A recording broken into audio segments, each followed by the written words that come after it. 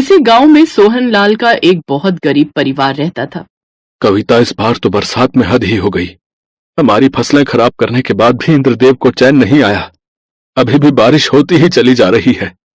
अब बारिश हो या ना हो उससे क्या फर्क पड़ता है, पूरे साल की मेहनत तो बर्बाद चली ही गई। सुरेश अपने माता पिता की ये सब बातें सुनकर बहुत परेशान रहता था। वो उसी वक्त बरसात में अपने घर के बाहर चला गया और अपने पानी से लबालब भरे हुए खेतों की तरफ देखकर सोचने लगा, आखिर कब तक ये फसलें हमें खिलाती रहेंगी? भले ही माँ बाप मुझे कुछ कहते नहीं है, लेकिन मेरा तो फर्ज बनता है उनकी मदद करने का। तभी सुरेश के गांव का ही एक दोस्त मुकेश ने उसके कंधों पर हाथ रखा। क्या सोच रहा है सुरेश? अब इन खेतों की तरफ देखने से क्या फायदा? सारी फसलें तो बर्बाद हो गई। तू नहीं समझेगा मुकेश, तेरे पिता जमींदार जो ठहरे। अरे तू क्यों कुछ नहीं करता? क्योंकि खेतों के ऊपर छत तो बनाई नहीं जा सकती और ना ही बारिश पर ही कोई लगाम लगा सकते हैं। मैं इस गांव में रहकर क्या कर सकता हूं? अपने माँ बाप को छोड़कर तो जा नहीं सकता। अरे तुझे बाहर जाने की क्या जरूरत है? इसी गांव में रहकर कोई काम शुरू कर दे। हर काम को शुरू करने के लिए पैसे लगते हैं और मेरे पास इतने पैसे नहीं है। सोचा था फसल तैयार हो जाएगी तो उन पैसों से कोई दुकान खोल लूंगा, पर वो भी बर्बाद हो गई।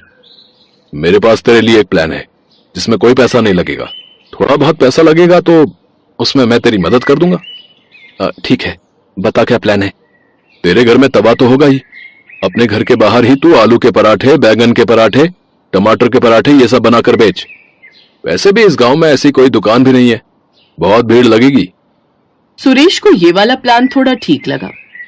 ठीक है यार, लेकिन थोड़ा बहुत सामान खरीदने के लिए पैसे चाहिए, तो 5,000 रुपए तू अपने पिता से मुझे दिला देना। अगले दिन मुकेश उसे लेकर अपने पिता के पास गया। वो गांव के जमींदार थे। ठीक है, तुम इसी गांव के हो, तुम्हारे पिता को भी मैं जानता हूं, तो मैं तुम्हें पैसे देने के लिए तैयार हूं।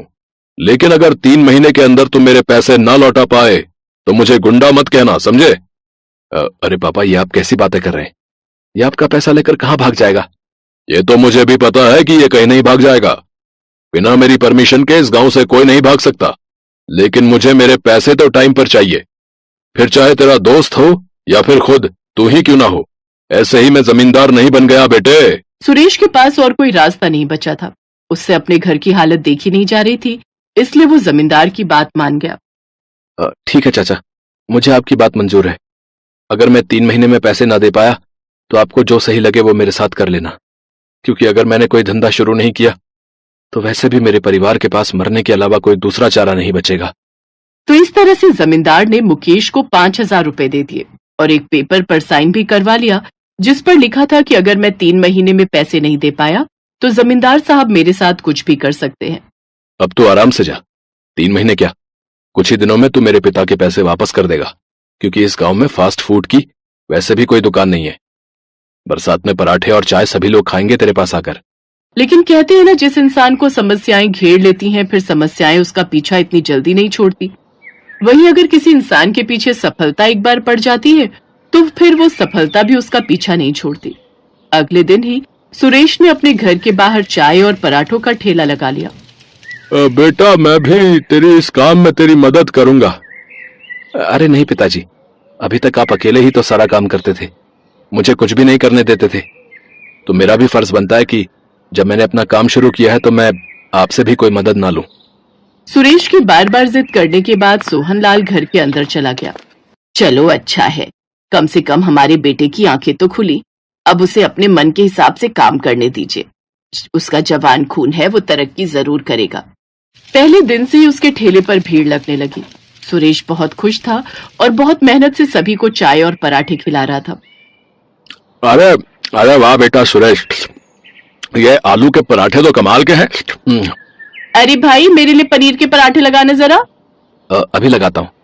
तो इस तरह पहले दिन ही उसकी दुकान रॉकेट स्पीड से चल पड़ी। आसपास के गांव से भी उसके पास लोग आने लगे। पहले दिन ही उसने 1,000 रुपए कमा लिए। ये मेरी जिंदगी की पहली कमाई है, इसे मैं अपने माता पिता के हाथों में रखना चाहता हूँ। रात हो चुकी थी। सुरेश ने ठेले का सारा सामान घर के अंदर रख दिया और अपनी पहली कमाई अपने माता पिता के हाथों में रख दी। बेटा, हम तो हार मान चुके थे अपनी जिंदगी से, लेकिन तूने तो अचानक से हमारी जिंदगी में ऊंचाई ला दी। आपने बिल्कुल सही कहा। हमारा बेटा तो हीरा निकला, खूब तरक्की करो बेटा। लेकिन शायद धोनी को कुछ और ही मंजूर था। अगले दिन उसके ठेले पर बहुत भीड़ लगी थी, लेकिन तभी अचानक दोपहर के वक्त आसमान में बिजली कड़की और बारिश बहुत तेज होने लगी। पूरे गांव में पानी भर गया। उसने अपने ठेले के ऊपर पॉलीथीन तो लगा रखी थी, इसलिए काम चल रहा था। लेकिन तभी अचानक एक जोरदार तूफान आया और उसका ठेला उड़कर दूर जाकर गिरा। उसका सारा सामान बिखर गया। उसके ठेले के टुकड़े टुकड़े हो गए। हे भगवान, ये क्या हो गया? अभी एक ही दिन बीता था, सब कुछ ठीक चल रहा था, पर अचानक ये तूफान कहां से आ गया? पहले मेरे पिताजी की फसल बारिश ने खराब कर दी, अब इस तूफान ने मेरा धंधा भी चौपट कर दिया। मैं जमींदार साहब को पैसे कैसे वापस करूंगा? सारा सामान बेकार हो गया। सुरेश भाग भाग कर अपना सामान बटोरने लगा, लेकिन कुछ भी सामान नहीं बचा। सारे पराठे, सारे मसाले, आटा, सब कुछ पानी में बह गया। किसी तरह उसे तवा मिल गया और वो तवा उठाकर अपने घर वापस आ गया। बेटा, तू परेशान मत हो। सबसे अच्छी बात तो ये है कि तेरा धंधा चलने लगा था। अब अगर तू दोबारा बारिश के बाद जब भी काम शुरू करेगा तो शुरुआत से ही तेरा काम चलने लगेगा। धंधे में ये सब तो होता ही है, और तूफान तो पूरे गांव में आया है। ये बात जमींदार को भी पता है। लेकिन जब जमींदार को पता चला कि तूफान की वजह से उसका ठेला और उसका धंधा बर्बाद हो चुका है, तब उसने अपने मुनीम से कहा, उस छोकरे का धंधा तो बर्बाद हो गया मुनीम साहब, और ये बरसात तो कई महीनों तक चलेगी, तो वो मेरे पैसे नहीं दे पाएगा। तो ऐसा करो, उसके माँ बाप को उठा लो, उसके माँ बाप को हमारी हवेली के काम पर लगा दो और उसकी माँ को मेरे पास छोड़ दो। मुनीम जी तुरंत अपने आदमियों को लेकर सुरेश के घर पहुंच गए और सुरेश के पिता और उसकी माँ को उठा ले गए। जब सुरेश घर वापस आया तब उसे ये सब बातें पता चली और वो भागकर जमींदार के पास चला गया। अरे चाचा, ये आपने क्या किया? आपने मेरे माँ बाप को उठा लिया। अभी तो 3 महीने भी नहीं हुए, फिर आपने ऐसा क्यों किया? ये बारिश कई महीनों तक नहीं रुकने वाली, और अगर बारिश रुक भी गई तो दोबारा से तू अपनी दुकान कैसे चालू करेगा? क्योंकि अब तो कोई भी तुझे पैसे नहीं देगा। इसलिए जब तक मेरे 5,000 पूरे नहीं हो जाते तब तक तेरा बाप मेरे यहाँ काम करेगा, और तेरी माँ का क्या करना है वो तो अच्छी तरीके से जानता है। तू जवान हो चुका है, ये तो पता ही होगा। अपनी माँ के बारे में ये सुनकर सुरेश को बहुत गुस्सा आया। वो जमींदार को मारने के लिए आगे की तरफ बढ़ा, लेकिन तभी उसके आदमियों ने उसे पकड़कर खूब पीटा। उसके माता पिता अपने बेटे को मार खाता देखते रहे, लेकिन कुछ कर नहीं पाए, क्योंकि वो दोनों जंजीरों में जकड़े हुए थे। मुकेश को भी उन लोगों ने बांध रखा था। सुरेश वापस अपने घर आ गया। उसने अपने हाथ में तवा पकड़ रखा था। हे भगवान, मुझे तो लगा था तू सबके साथ न्याय करता है, पर यह कैसा न्याय है? जो इंसान सबके साथ बुरा करता है उसके साथ तो हमेशा अच्छा होता रहता है, और जो इंसान अच्छाई के रास्ते पर चल रहा था उसे तू बर्बाद करने में एक कसर भी नहीं छोड़ता। जब मेरे परिवार के साथ इतना बड़ा करना ही था तो हम तीनों को जान से ही मार डालता। ये कहते कहते गुस्से में सुरेश ने अपना तवा जमीन पर पटक दिया, लेकिन वो तवा टूटा नहीं, बल्कि उस तवे से एक आवाज आई, बेटा, ऊपर वाला किसी के साथ गलत नहीं करता। पाप का घड़ा एक दिन भरता जरूर है, और आज भर चुका है। अब ये तवा साधारण तवा नहीं रहा, बल्कि जादुई तवा बन चुका है। इसे ऊपर वाले की भेंट समझ। तू अपने घर के बाहर चबूतरे पर एक बार फिर से पराठे की दुकान खोल।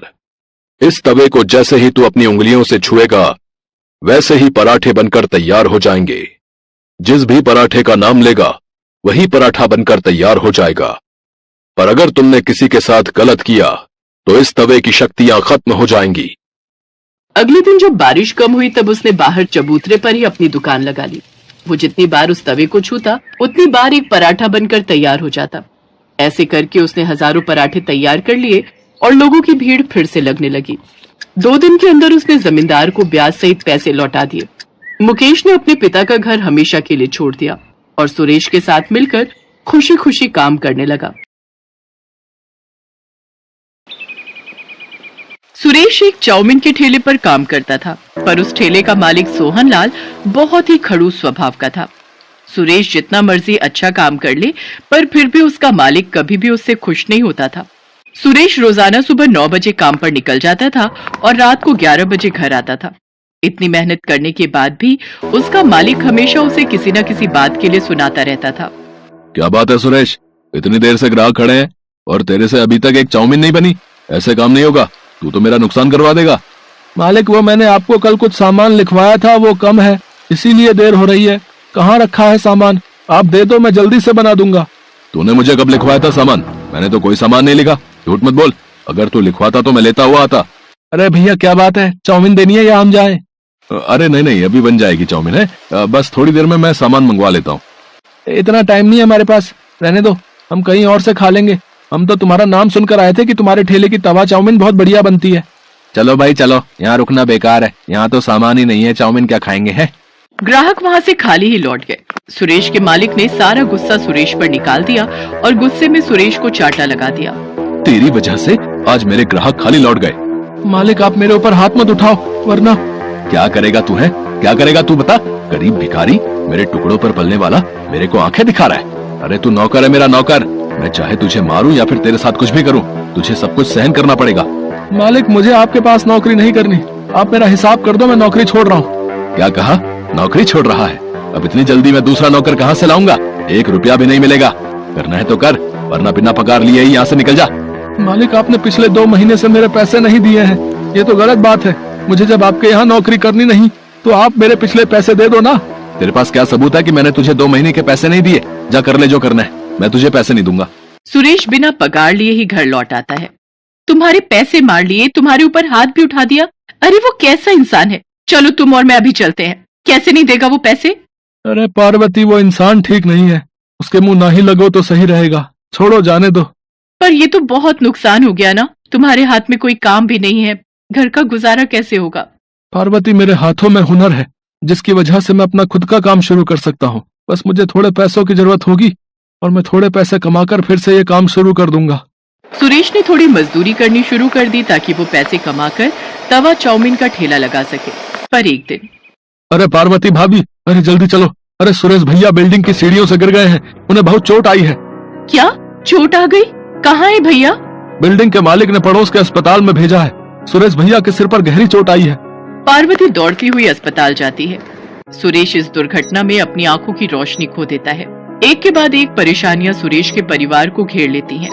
सोच रहा था थोड़े पैसे कमाकर तवा चाउमीन का ठेला लगा लूंगा, पर यह मुसीबत आ गई। अब तो मैं देख भी नहीं सकता, मोहताज हो गई है जिंदगी मेरी पार्वती। मैंने ऐसा कभी नहीं सोचा था। ऐसा न कहो, जिंदगी में अगर परेशानी आई है तो उनसे निकलने का हल भी हम मिलकर ढूंढेंगे। आप ठेला नहीं लगा सके तो क्या हुआ, मैं तवा चाउमीन का ठेला लगाऊंगी। बस आप मुझे तरीका बताते जाना, मैं उसी तरीके से बनाने की पूरी कोशिश करूंगी। मैं भी आपकी मदद करूंगी मम्मी। मैं भी आपकी मदद करूंगा मम्मी। ठीक है मेरे प्यारे बच्चों, तुम सब तो मेरी हिम्मत हो। पार्वती उधार पर चाउमीन बनाने का सामान और ठेला ले लेती है। सुरेश उसे बोल बोल कर तवा चाउमीन बनाना सिखाने लगा। जब पार्वती बाजार में तवा चाउमीन का ठेला लगाती तो सुरेश और बच्चे भी उसके साथ ही रहते। पार्वती धीरे धीरे बहुत ही बढ़िया तवा चाउमीन बनाना सीख गई। ग्राहक भी पार्वती के ठेले पर आते तो तवा चाउमीन की बहुत तारीफ करते। सुरेश भैया ये सब कब हुआ? आपको मैंने सोहनलाल के ठेले पर कई बार तवा चाउमीन बनाते हुए देखा है। आवाज तो जानी पहचानी लग रही है। पहले के ग्राहक मेरे बहुत अच्छे बातचीत वाले हो गए थे। क्या करूं भैया, मालिक ने अपने ठेले से निकाल दिया था। मजदूरी करके थोड़े पैसे कमाने थे तो यह हादसा हो गया। कुछ ग्राहक तो सुरेश को पहले से ही जानते थे। जब उन्होंने उसकी ये हालत देखी तो उन्हें भी बहुत दुख हुआ। धीरे धीरे पार्वती के तवा चाउमीन ठेले पर भीड़ लगने लगी। पर एक दिन सुरेश के मालिक सोहनलाल को जब ये बात पता चली कि उसके सारे ग्राहक सुरेश के ठेले पर तवा चाउमीन खाने के लिए जाते हैं तो वो जलन से भर गया और उसने कुछ गुंडों को सुरेश के ठेले पर धमकाने के लिए भेजा। चलो हटाओ रे, ये चाउमीन का ठेला हटाओ यहाँ से, यहाँ कोई ठेला नहीं लगेगा। कैसे नहीं लगेगा? हमने तुम्हारा क्या बिगाड़ा है जो तुम हमारा ठेला यहाँ से हटवाने लगे हो? तुम लोग ऐसे नहीं मानोगे हैं? चलो भाई तोड़ दो इसका ठेला। पार्वती ये लोग हैं कौन, जरा पूछो तो। ओए, हमें सोहनलाल जी ने भेजा, समझा? उनके सारे ग्राहक तुम्हारे ठेले पर आने लगे हैं और वो ऐसा कभी नहीं चाहते। इसलिए उन्होंने कहा है कि तू अब ये काम बंद कर।